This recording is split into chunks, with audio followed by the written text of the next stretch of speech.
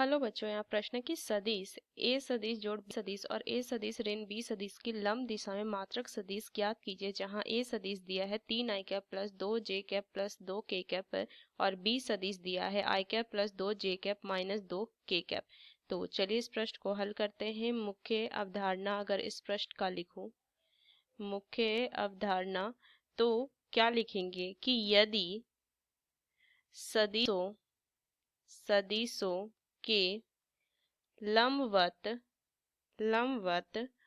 मात्रक सदिश n cap है तो n कैप बराबर a सदिश क्रॉस b सदिश बटा में a सदिश क्रॉस b सदिश का परिमाण। तो चलिए इस प्रश्न को हल करते हैं। अब तो सबसे पहले अगर मैं देखूं तो a सदिश दिया है 3i cap plus 2j cap plus 2k cap. उस तरीके से अगर मैं इस जो दिया है वो दिया हुआ है i cap plus 2j cap minus 2k cap. अब यहाँ से अगर मैं a सदिश जोड़ में b सदिश ज्ञात करूं तो क्या हो जाएगा, यहाँ से 3 जोड़ 1 4 तो 4i कैप जोड़ में 4j कैप, ये तो माइनस हो जाए 0 आ जाएगा। उस तरीके से a सदिश माइनस में b सदिश ज्ञात करो तो कितना हो जाएगा 2i कैप, ये तो 0 हो जाएगा और यहाँ से आ जाएगा जोड़ में 4k कैप, ये लेंगे। अब यहाँ से अगर मैं देखूं इन दोनों के लंब दिशा में इकाई सदिश अगर मैं c सदिश ले लूं तो ये क्या लिखेंगे, ये हो जाएगा a सदिश जोड़ में b सदिश क्रॉस a सदिश ऋण में b सदिश, ये लिखेंगे।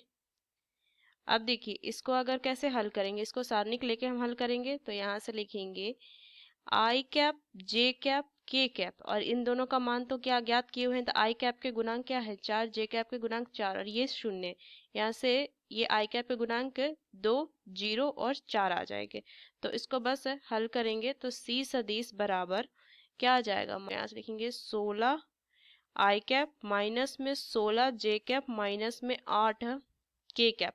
अब यहाँ से अगर मैं देखूं तो इसका परिमाण भी ज्ञात करना पड़ेगा तो ये क्या हो जाएगा वर्गमूल, यहाँ से लिखेंगे 16 का वर्ग जोड़ में 16 का वर्ग जोड़ में 8 का वर्ग, तो 256 जोड़ में 256 जोड़ में 64, तो कितना मान आ जाएगा, यहाँ से लिखेंगे 576।